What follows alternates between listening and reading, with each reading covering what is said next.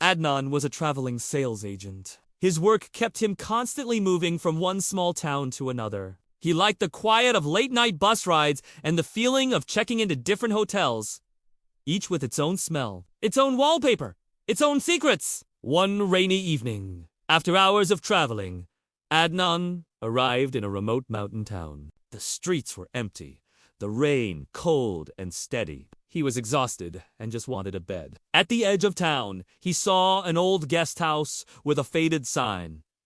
Hillview, Rest Inn. The building looked like it hadn't been renovated in decades. The lobby was dimly lit, the air heavy with the scent of damp wood. Behind the counter sat an elderly man with a pale face and sharp eyes. "Room for the night?" the man asked, his voice oddly flat. Adnan nodded. The old man slid across a brass key with a wooden tag. "Room 6.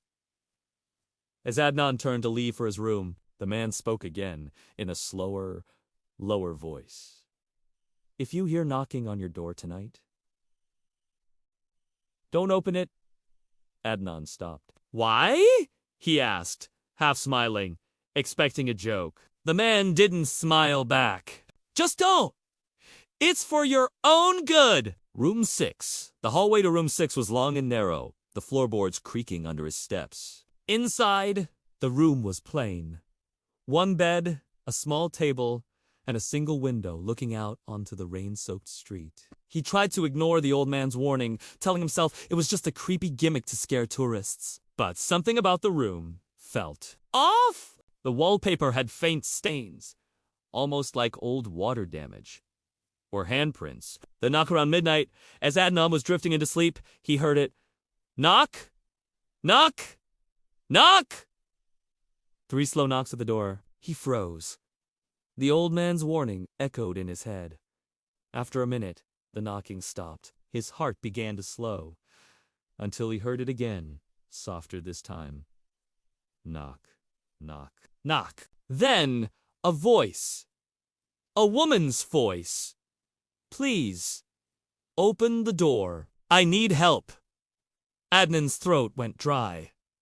The voice sounded close. Too close!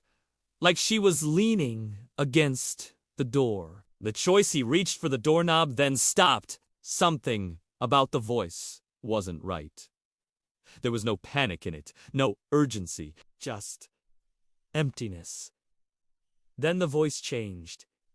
Deeper. "You shouldn't be here, Adnan." His blood ran cold.